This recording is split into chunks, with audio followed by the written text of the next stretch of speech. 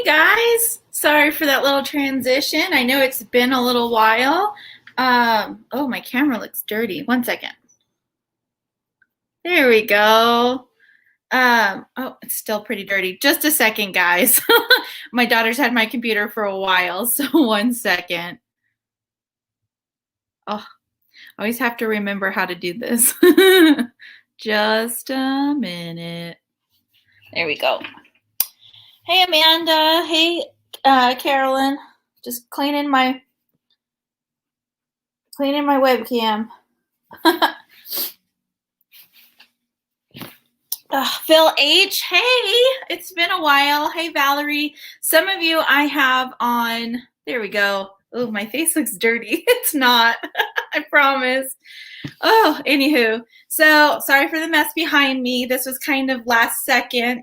I know I have some of you guys on Facebook and some of you guys are on YouTube. Most of the time this stuff just stays on YouTube. It's up to you guys what you want to do, no problem. If let's see, Broken Birds, you're in there. If you'll drop the YouTube link in the comments, that would be great. So then if anybody wants to join us over, that's a little better. There we go. If anybody wants to join us over on the YouTube, that'd be great. Oh, I'm so sorry. I have a huge mess behind me. It's going to bother me. Anyway, so this is all things Star Wars and The Mandalorian today.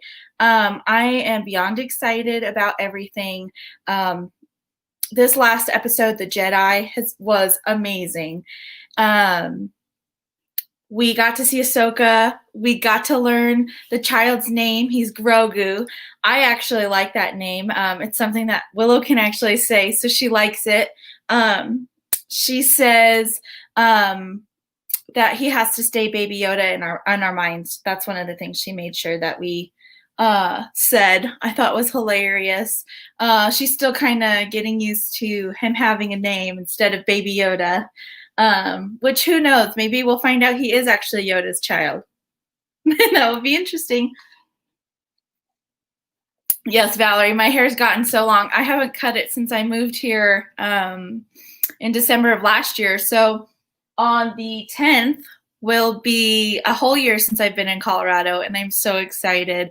I haven't colored it either. So here up is all my natural hair color without the sun. It's pretty crazy. So it has this nice little almost ombre thing going on at the moment. Sorry about me. So I have a whole lot to talk about today. We're going to talk about The Mandalorian, where we've been and where we're going. So I want to start with saying that season 1 was awesome. We all know that. It really laid the foundations for the characters that we were getting used to. So you got to see Mando doing his thing, seeing what he was made of, kind of laying the ground of who he is as a character, but still staying in mystery. You get to see his creative Mandalorian, which we will talk about in a little bit, and why that might not be the real Mandalorian Creed. We get to learn about his ship, and we discover, the child. We rescue the child. You learn about how he doesn't like droids, and then at the end, he really does. And yes, Phil H, where we realize this is the way. Yes. We got to basically just get a lot of the character development that we really needed. Let me turn my brightness down. There we go. Now I'm not glaring so bad. Okay, so that's what I think season 1 was really about. So we get to go to these various places. We get to experience the Mandalorian and his day-to-day things. And we really just get set up for his character. Then season 2 starts, and it's just mind-blowing. Because at the end of season 1, we get a tease of a boot that we haven't seen before on sand. And in episode 1, at the end, we realize that it's Boba. So that's where we come up to in episode 1, the Marshal. We get to see Timothy Oliphant and all his glory and beauty. um, I know his name. I think it's Calvant, but I want to look it up one more time just to make sure I'm saying that right. We get to meet him, and we get to learn how he had the armor. And so there's a lot of things with that, right? So before we see Boba at the end, we are trying to decide on if Boba lived or if he died, and figure out how that goes. And sorry, I'm just typing. I really need to get a better keyboard. Okay, so let's see. Going down. I know I should have researched better, guys. I'm so sorry. I fell asleep as soon as I got home from working an early shift today, and I was just a little tired. It didn't mean to fall asleep. I was actually researching and fell asleep in the middle of, so that tends to happen for me. All right, let's see. Cobb Vamp. See, I knew I would find it. Yes, Amanda, please hit the like button. That'd be great. Smirnoff 100. She's alive. Yes, I'm alive. I know it's been such a long time since I streamed it, and I'm so sorry, guys. I just kind of felt burnt out from the tail end of the last season of Mandalorian, and just there was a lot that happened at the very beginning of the year. I had just moved here. I was trying to settle down, get used to my job, adjust to Willow. And then I'm trying to create my own page because the page I was previously involved with got kind of sideswiped, and for me anyways. I know that it's probably still going and a lot of people still post and whatnot, but I just had to part ways, and that took a lot on me, more than I realized it would, because previous it was like 2 solid years of being there and helping him out, and it was very much my everyday. So it was just a hard adjustment. Yeah, exactly, Amanda. We streamed right before you broke your ankle, and then I just kind of pittered out, and I apologize for that. I do want to start making videos, especially with the last few episodes of Mandalorian. It's going to be amazing. Yeah. So anyways, back to where we are. So with Boba Fett, we just haven't really figured out how he survived the Sarlacc pit. So we kind of get hints here that maybe the crate dragon ate the Sarlacc pit, and while that was happening, he escaped, and that's how he lives. So then we get to episode 2, The Passenger. And I'm looking down, guys, because I have like a giant list of notes. I tried to be a little prepared. But anyway, so The Passenger, we get to meet affectionately known the Frog Lady. She's trying to get to her husband so that she can save the last of her eggs, the last of her specific line. That doesn't necessarily mean that her species itself is at risk. It's just the last chance for her line. And she's trying to, get there. And throughout the episode, Baby Yoda is being an antagonist and a little butthead, if you know what I mean. And he keeps eating some of the eggs and kind of just doing what he wants, whether he says so or not. Very typical parent-child relationship. It was a little dark humor, I will admit, but I did really enjoy that episode. Plus, we get a good balance of action with it, because we get to see those spiders, and man, were they crazy. So we see the interaction with the spiders. We see, again, the child at this point sees another type of egg, and he's very curious, and he goes to eat it. And those spiders are a hive mind, and they're based on artwork from the original concept artist. And he had these spiders in the book, and basically he wanted them to be like symbiotic type of creatures for the planet. So they would start out as these spiders. They look very much like trees. And then when they get big enough, they get planted and become a part of the planet. And so Dave and John were really cool at adapting that and putting this on an ice planet instead of a more forest-rich planet, which I thought was very interesting way to put it. And Amanda, yes, hell no alien ice spiders, which, by the way, for the first few episodes, there's so many alien references, like Alien the movie, and it's so comical to me, but I think it's something that Star Wars needed, because in the original trilogy, they have a lot of callbacks to different movies from the time.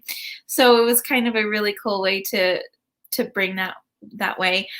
Phil H, I did just see, I wonder why Boba is following him. I am very much wondering that, and I think in either this episode or the next episode we will find out, but that's going to be part of my theory part at the end. I have quite a lot of theories as to where this could go.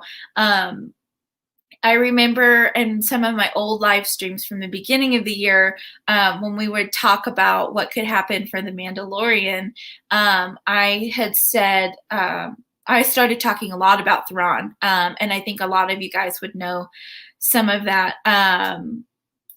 Was Thrawn is one of my favorite characters ever. Helen also loves that. She does a really awesome Lord of the Rings channel, and she's also been live streaming with Kyle from Fandom Media, and they've been talking about the Mandalorian too, so it'd be awesome to go check them out. They have some awesome discussion points and theories as well as what's going to go on. But anyway, so there's a lot that could be going on, and I think episode 2 is really good at giving us kind of like a filler episode, but with a lot of action. And we get reintroduced to Trapper Wolf and Captain Teva from what looks to be like the Rebel Alliance, but they're not really the Rebel Alliance quite yet. They're still not quite convinced that there's something going on, but they know that there's something out there. Kind of expanding the world. I think that episode does a really good job at kind of showing that there might be something else, that they are aware of what's going on, but that without beating us over the head about it. And so then we come to episode 3, which was awesome for the beginning of the season. It's the episode The Heiress. So we get Bo-Katan, and this for me was amazing because Clone Wars, I loved that. I've seen that probably like 3 or 4 times through. It was Willow's big introduction to Star Wars on her own. She watched it quite a lot. So we get to see Bo-Katan in real life, and amazingly, it's Katie Sackhoff, the voice of her. She gets to play her in real life. I think they did an amazing job with her, and it's really cool because from what we got to see in season 1 with Mando, he's used to, covering his head, keeping it closed, being very secretive about who his real identity is. This is the way, that's their creed. But then Bo-Katan kind of tells him that could be a zealot thing. That could be a part of a fringe Mandalorian creed. And I completely agree. So part of the theories that I've been hearing around is that he could have been raised by Death Watch. And I think this is 100% probably the truth, especially coming from Bo, because she used to be before she had her owls, she was a part of Death Watch. When we first meet her, she is a part of Death Watch because she doesn't agree with her sister. She doesn't agree that they shouldn't be fighting or things like that. She wants to be part of the the original culture. And so it's not until later, after they take down Death Watch, that Bo-Katan creates her own kind of gang with her owls and goes forward. So we really get to see that here. And man, it was awesome. You got some really cool action. You got some really cool, for the hardcore nerds, if you will, you got some really good stuff there, but not enough to, or not too much as beating you over the head, which I think Dave and John have really, really, they just really get in there without beating us over the head, which I like. They have that balance. Dave and John, I think, really were successful at that. Phil H., why do people fight us on watching Clone Wars and then watch it and are like, you were right, it's great? Completely agree. I think it has a lot to do with the animated style.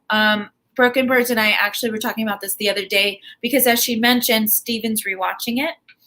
And when this came out, I personally am not really an animated style type of watcher. I appreciate storylines, I appreciate things like that, but it's just not personally something that I care for. But my little brother really liked it because it was Star Wars, so he kind of talked me into it. But also, the story is so rich and it's so Star Wars that you can't help but watch it. And it's so engrossing that you forget about any kind of artistic choice. You forget about anything like that. And you just get so involved in what's going on in these characters that it's just amazing. And it does a testament for me. At first, a lot of people didn't really like Anakin. They thought it really brought down Darth Vader's character because, he was young and whiny. And then we get Ahsoka, and she's like the true representation of a teenager. We meet her. She's just turned 14. She's just really, butting heads with everyone because she's very headstrong. She very much knows at this point, her brain. She knows what she likes. She knows what she wants. And she just wants to help the galaxy, right? Because this is in the middle of the Clone Wars, and she just wants to help improve herself.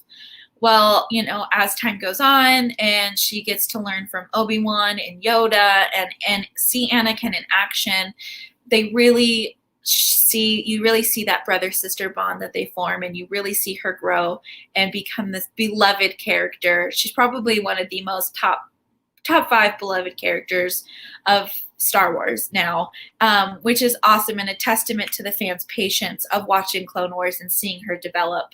And then for me as well, that goes with Rebels. At first, I wasn't sure I would like it. Again, a different animated style, but the story is just so there. I could not recommend watching Rebels or Clone Wars more. It gives such a vivid context to the world. Phil H., I felt the same way you did, Ellie, but I watched because Star Wars and it hooked me. Exactly. And I feel like that's the important part, right? It's Star Wars. So whether we are, tentative about it or not, we should give it a chance, right? And that's something, it's so worth it. And the fact that in Clone Wars, they go so much into lore. And for me, high fantasy is something that it's ingrained in me. It's in my heart and soul. And the more you expand a world, the more you expand the universe, and the more you can say why something is the way it is, it just blows my mind. Hey, Dan, miss you over there. It's pretty late, I think, for you out where you are, isn't it? But thank you for joining. Yeah, so it's just something that really is good to give you good context. So I would definitely suggest it. And Amanda or Broken Birds, if you could drop my video link in here. I have a video on Ahsoka Tano if you guys haven't seen it yet. It really shows quite a lot of I go through the entire arc of Ahsoka up to this point. And so when I get to talking about the Ahsoka part, I'll be able to tell you where I think this timeline actually is. Let's see. 100% Mando has brought me back to Star Wars universe. I've been out of it for a long time. I really enjoyed Force Awakens, though. I completely agree, Amanda. I think it could have gone, the sequel trilogy could have been a lot better. 7 and 9 were definitely pretty good. 9 played it safe. It could have gone way bigger. They could have gone a lot more places, but JJ played it safe. We don't need to talk about 8. I have my opinions on it. It's very shocking to most. But like a lot of my favorite Star Wars YouTubers say, you can like what you like, and as long as you're a good person, we're good, right? We're gonna have different opinions. Some people are gonna like things, some people aren't, and it's not my place to judge. So thank you, Amanda, for dropping that link in there. So yeah, with the Heiress and Bo-Katan, it's things are starting to come about. Things are really starting to take shape, and it's going to be interesting to see where we are as far as there. So then we have episode 4's The Siege. So we meet back up with Cara Dune, and we meet back up. Sorry. I forgot names, so I'm gonna go in here so I don't ruin things up. This episode I probably watched the least of. It's really good. I do like it, but I've just been so into the Bo-Katan and Ahsoka episodes. It's pretty crazy. So we get Grief Karga. That's what I was gonna say. So we get to see this awesome space. Flying chase. We get to see them, in Star Wars fashion, just really going in there and giving it its all. Let's see, Dan. Just about to head to bed. I'm not a huge fan so far of Mandalorian. Way too slow to push the narrative, but damn, the Jedi episode was excellent. That one episode better than all of the sequels, in my opinion. Sorry for typos. So tired. Catch you soon. It's all right, Dan, but I completely agree with you. Like Amanda said, that it just really brings back the love. Hey, Gina, we're going to have to do a live soon, because now that I'm actually getting into it and I know you're in a better mood, we should definitely do it. Thank you guys so much. I love seeing good faces. So yeah, we get to have the Sky Trace. We see that they have a school now. Cara Dune is basically like the sheriff of the area. She's really taking into, helping people. We get to see Captain Teva again. He's the one that talks to Cara Dune about, helping out and saying that there might be something else going on here in the galaxy, that a lot of people don't want to believe that there's something going on, but from his travels, something's happening. I'm in a restaurant, so I have to go in a sec, but great job. I love you. I love you too, Gina. I miss you very, very much. And yes, Ewoks for life. They are my favorite, and they're Willows too. So yeah, so that leads us into the most pivotal episode that we've had so far, episode 5, The Jedi. So to start with, Gina Carano is my wife, for real. She is gorgeous. The Jedi. A lot of people have of late been speculating what this could mean. Are they talking about Ahsoka being the Jedi? Are they talking about the child being the Jedi? What is this title in? Because as we all know, titles can give a lot of context. And I think they're just talking about the order as a whole, because we get to, Mando's now learning about what the Jedi culture is. He gets to meet Ahsoka. He gets to see what she does, and she interacts with the child, and he's named. He is now Grogu, which I really like. As I said previously at the beginning, it's easy to say. It's different from Yoda, which I like, but it still gives you that, difference in there, but feel for the culture, right? So I have so much to say about this episode, and it's just crazy. So, being into the Clone Wars and being into Ahsoka so much, as I said earlier, and Amanda put the link in there, Ahsoka Tano is my girl. I have a whole video from her timeline, and when she came out, I was the same age as her in Clone Wars when that started. I was young and learning at the same time, and it's just really cool to see her grow up. And obviously now we're not the same age. I'm not 40. um, but it is really cool to see the progression and to see how important she really is. And so I posted a picture on my Facebook group, and I will pull it up. I think this is going to be an important picture, not necessarily that we'll get in The Mandalorian, but I really do think it's something that we could see in like spin-off shows and such. And it's the duality in the Force. So in Clone Wars, we get a picture, it's wall art basically, or graffiti of the daughter, the father, and the son, and they are the balancing of the Force. They are in a place called Mortis, and the Donna represents the light side, the son represents the dark side, and the father is in the middle. And what is special about the image that I shared, if you guys can see here, is it's a fan art, but I think this is going to become important. So on the one side, we have Ahsoka. On the other side, this is a Starkiller, or Galen Merrick, very much into Legends. And in the middle, we have Anakin. So in Legends, you have Galen Merrick is his dark side Padawan. It's for Darth Vader. And he, like Darth Maul, ends up rejecting the dark side, though he is still more of a dark side user. And then on the light side, we have Ahsoka. And in Clone Wars, the daughter heals her and gives her life essence and follows her around in her owl.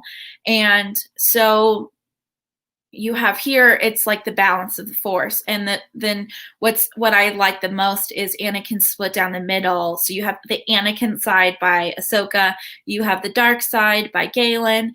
And what's also awesome, which I put up in the description of it, is like how this brings balance to the Force. This picture and pairing brings balance to legend and canon.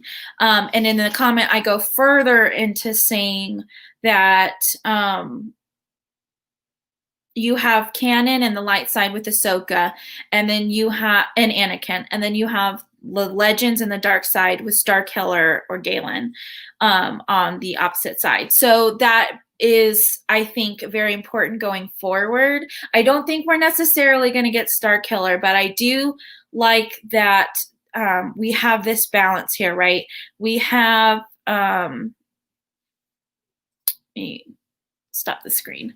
Okay, so we do get to see more Legends things coming in, right? So Dave Filoni is pulling from all the Star Wars lore that we have out there, from comics to books, to just a lot of things, conversations he's had with George Lucas. And I think this is an important and pivotal part going forward, because he's pulling from everything, not just what's canon, after we got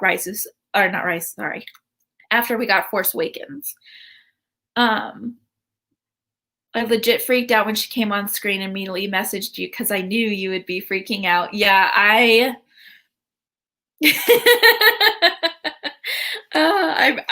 was so beyond happy to see her. I was so thrilled with how well it was done. And of course, because Dave Filoni, the creator of this character, got to see her on screen and really got to see her shine. And I loved it. I loved that Rosario really played into her. The movement of character, which is really hard, she nailed it. She nailed all her mannerisms. She nailed just every piece of playing her. The voice is off, of course, because Rosario has a slightly lower, more raspier register than Ashley Eckstein. She's a more high pitched voice, which I can relate to.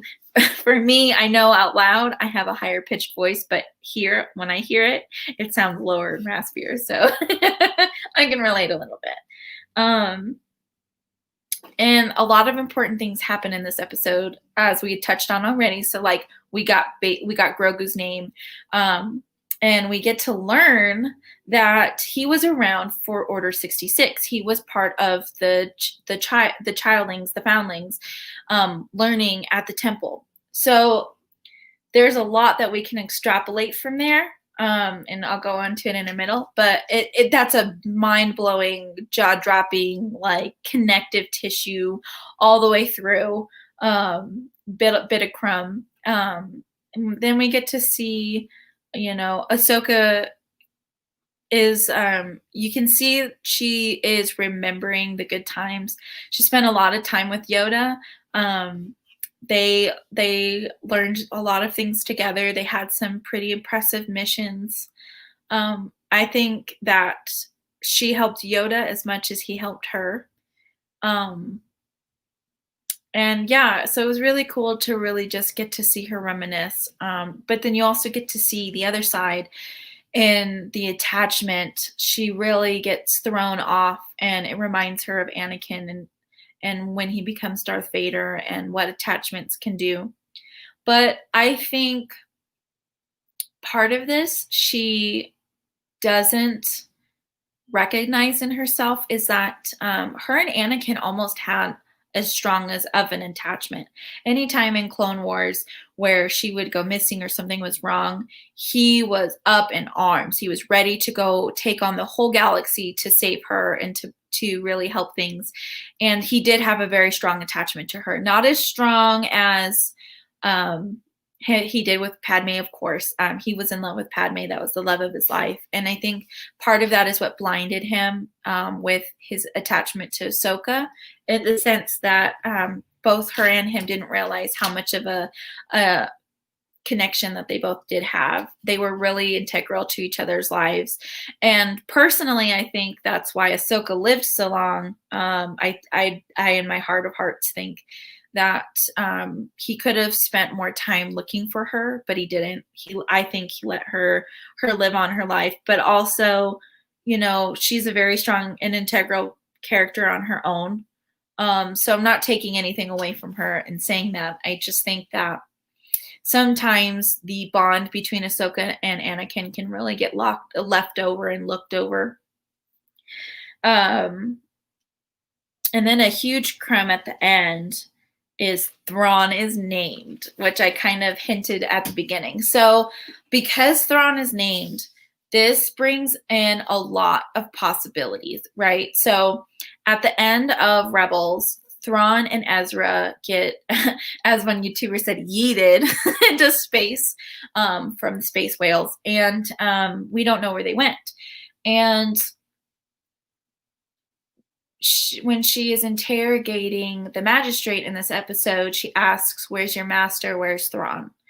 So that connects. So not only in this episode did we get to be connected to Clone Wars and connected into the prequel trilogy, but now we get connected into the end part of Rebels. And Rebels goes basically from the end of, I want to say episode 4, all the way through to the end of episode 5 and 6. So, and to the end of the Empire.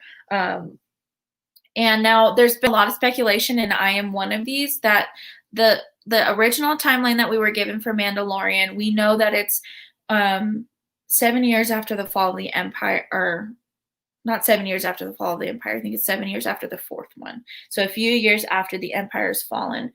But we don't know exactly when. And when at Rebels, there's an epilogue part where Ahsoka and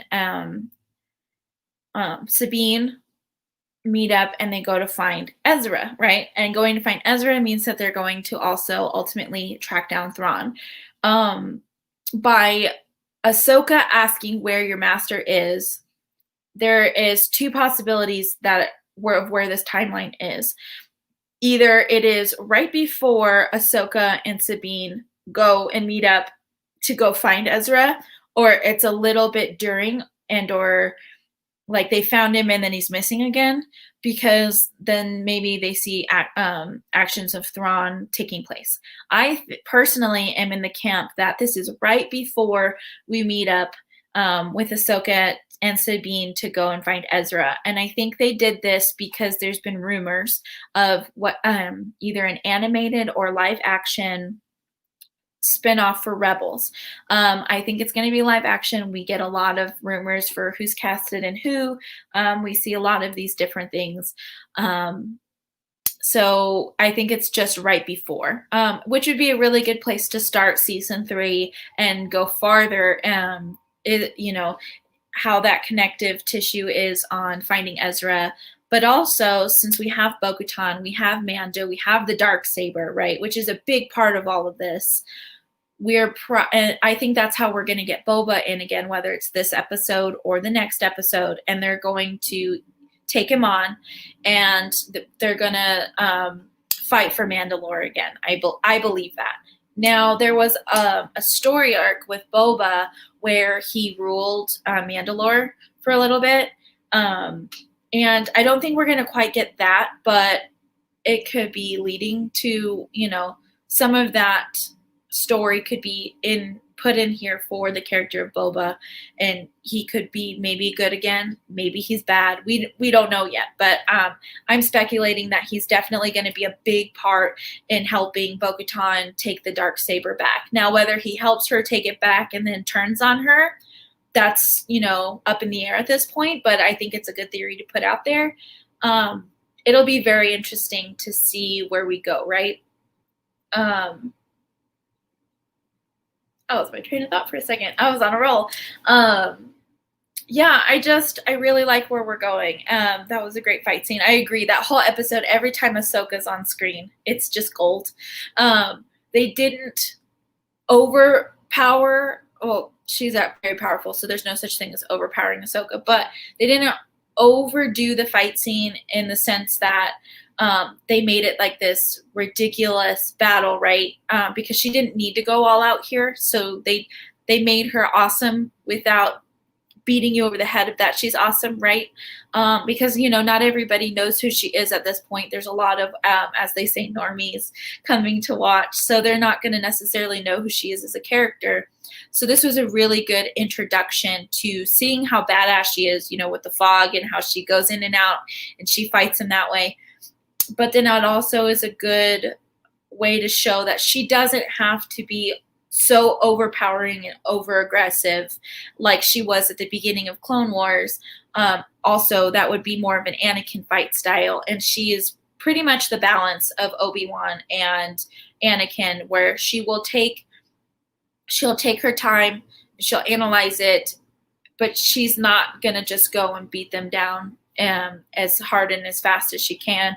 And especially if she needs information, she will kind of play around and, feel them out, see what she needs to do to get what she needs. And I think they did that beautifully here. They visually just captured everything. One of the things I did want to mention too, so I asked Willow what she thinks of the Mandalorian in Star Wars, and her first one was Obi-Wan Kenobi should not have been killed. And she says her favorite part was Ahsoka taking out the bad guys, and she really, really loved her lightsabers, which, don't we all? So yeah, what do you guys think? Do you guys have any, thing you might want me to answer or talk about? Any comments that you've been seeing around, any speculation you might have?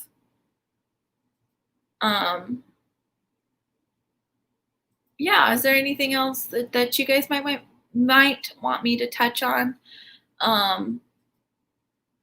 So it's not necessarily Mandalorian, but it is Star Wars. So Justin and I actually we talk about this a lot, and probably in like the next few weeks, I will probably actually do a video with him. I don't know if we're going to do live or if we're going to actually make a general video, but we really want to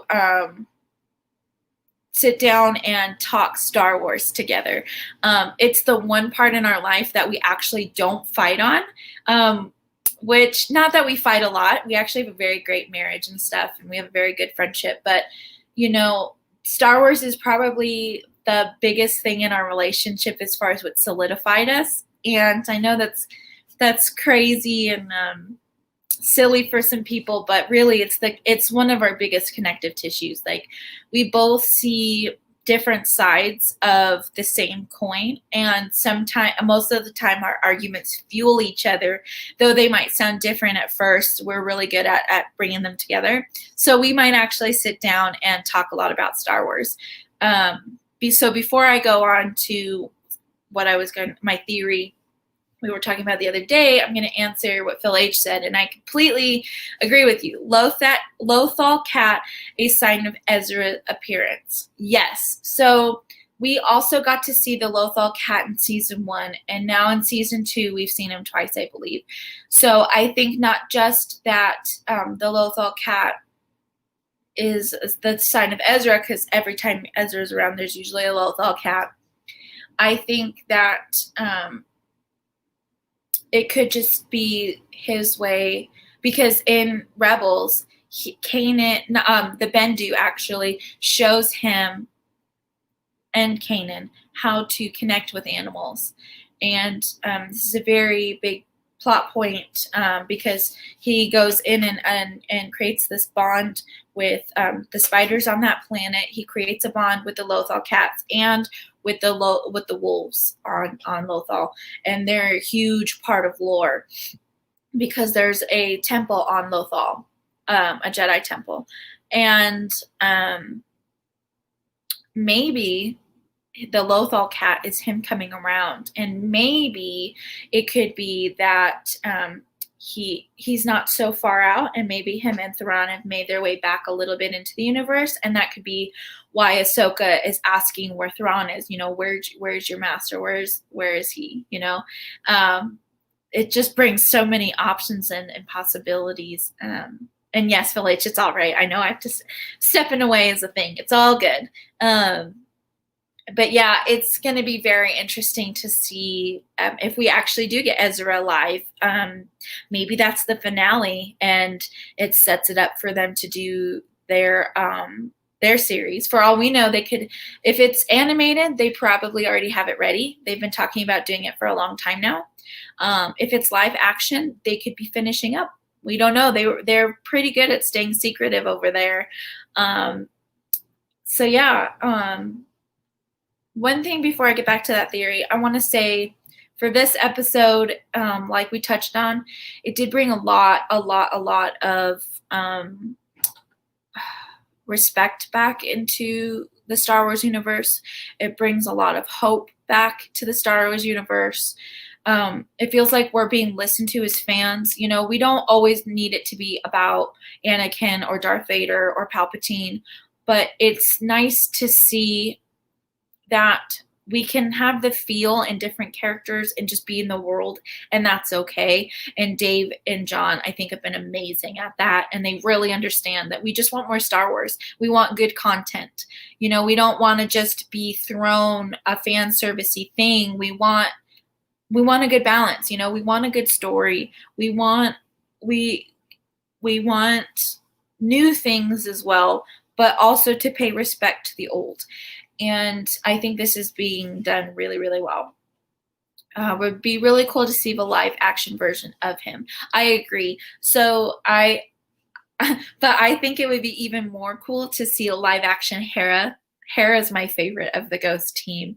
I think seeing her in action in live action would be beyond amazing, because she's such a I don't like going into female characters and all that, but I think for me, she, like Leia, is such a huge character for women. She shows that she can be vulnerable, but she's also very strong and very determined to take care of her own and do what's right in her heart. And I think that's a very important thing for girls and women to see, you know. Um, but I won't go too much into that. I just think she's a very important character, and I think she'd be amazing to see. Um, so anyways, one of the theories that my husband and I were talking about was it was a Palpatine Anakin thing, and it wasn't so much a theory as um something to solidify what I've always thought. So for the most part, we're all pretty much on the same page that Palpatine fed the visions to Anakin of Padme dying, right? We know that he could feel the Force, and he was sensitive to visions, and I think this was starting to come out um, before he got really close to Palpatine, but they really intensified and I think went down the dark path because Palpatine sensed the connection with him and Padme. He sensed where he could go and manipulate him, so he put those Force visions in there. And um, I think what solidified it for me was in the sequel trilogy, the visions of the Hi, Amanda. Hi, Fearless Mermaid. It's great to see your happy face. I know you're at work, but thank you for stopping in. That's awesome. There's a specific part.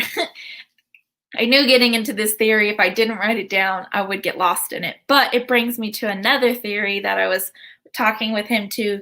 So, oh no, this actually compounds together. So it's actually part of the same thought. So I apologize. So compounding in it is in the episode 9, Rey. So Rey and Kylo are the dyad and the Choice, right? Are in the Force. I'm sorry. They're a dyad and the Force. Their power is basically together. So they draw strength from each other, and the strength from their bond just fuels each other's powers and all these things, right? So when he does force heal, right? When we see Grogu do this and Mandalorian, we see a couple different characters throughout Clone Wars and Rebels in the comics use force heals. It's a very, very strong ability. It is very rare. You have to be pure of heart in a sense, or have a pure connection with this person to force heal, right? So we see Kylo, or at this point he's Ben, and he heals Rey, right? Well, I think that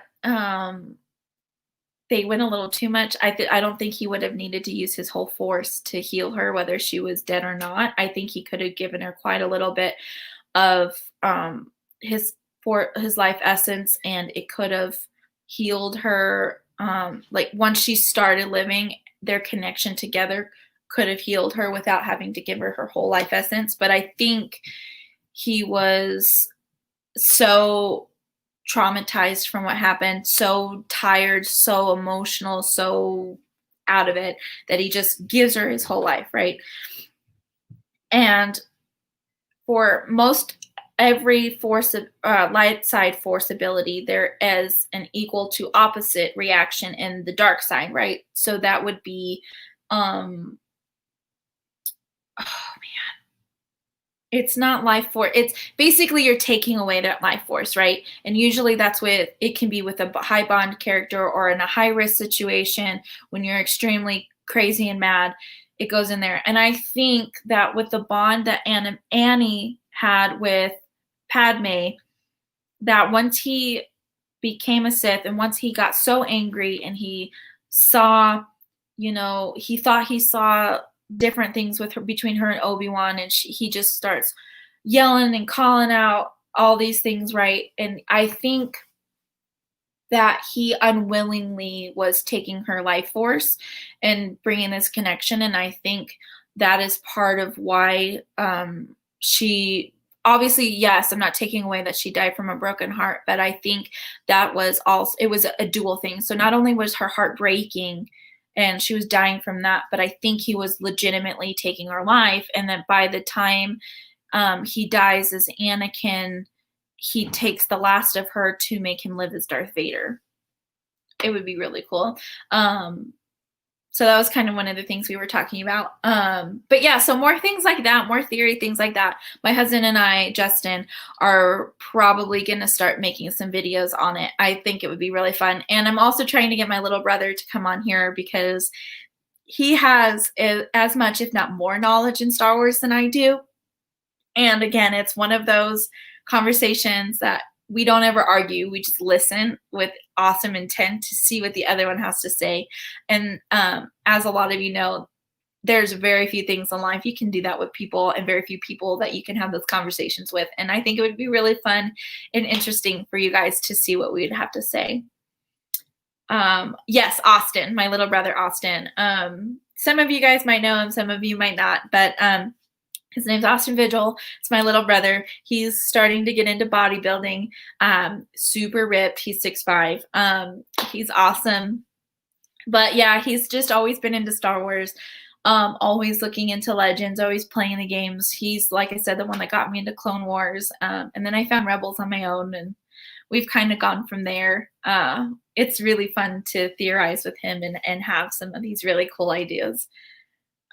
Phil H. They had to try some way to kill him off, but could have been more like Vader's if that was the intent, as it seems. Yeah, I think they have Smirnoff 100. Are you Ray? So then I know. I don't think he did. The time in our life that we would have known you was one of his favorites, and it's very much some of his favorite memories. But yeah, Phil H. I don't think that I think they killed him off because it was a last resort. I don't think that it was, I think after the fact they realized, oh shit, we shouldn't have. And I think a way that they could get past this if they wanted to bring him back, and they wanted to tell some of that story, was because of the dyad and Rey is still alive, and that bond makes them keep together, right? I think that though, yes, his body disappeared, I think a way to explain it would be maybe that he didn't become one with the Force, that he just figured out a way to reappear somewhere else. Maybe he was projecting. I don't know. Can you heal with the projection? I don't know. This is reaching, by the way. It's not going to sound great. But they could explain some way off of that way, and we could maybe see him alive down the road if they wanted to do it that way, because since they have the dyad of the Force and Rey is still alive, he could possibly be living through her. Another possibility, which my husband presented, was maybe like Palpatine, he could be a part of her in some way, whether he's in the lightsaber or something, or even the staff, the rest of the staff that she uses to make her lightsaber, to stay with her, and maybe, you know, she could clone something and he could go and force transfer into that. And because I ship Reylo very hard, I think that him giving so much of himself could possibly mean that she might have a little Ben Solo in her belly, and I don't know, maybe they have a baby. We don't know. It would be really cool way to bring on the legend and keep her a Skywalker without being terrible. You know, like how Anakin was the Force creating it, and then, you know, that's the one way Kylo can create it without, you know, traditional issues. I don't know. I'm just rambling at this point. But yes, Ray, I'm pretty sure Austin remembers you. And Phil H. I think they done Ben Solo dirty, and I think that they could have really made a lot more with the Rey and Ben Solo story continuing on. Because if this whole story, if all the sequels happen in about a year and a half, that's such a short time, though, to not only create a dyad in the Force, but to create a love bond really strong, because at the end we all know that they love each other at that point. We all know that she's bringing him back. And that could be that because of the dyad that they've created, but I really think that it's truly there. I think they're the missing piece of each other. But I don't know. We don't know. We don't know. We'll see what Mandalorian and the spinoff shows do. So we've been on here for about 55 minutes. It's about an hour. Really good Star Wars talk. Is there anything else that you guys might want me to talk about or expand on? Any theories that you guys might have that I could put on here? If not, I'm going to start closing this all out.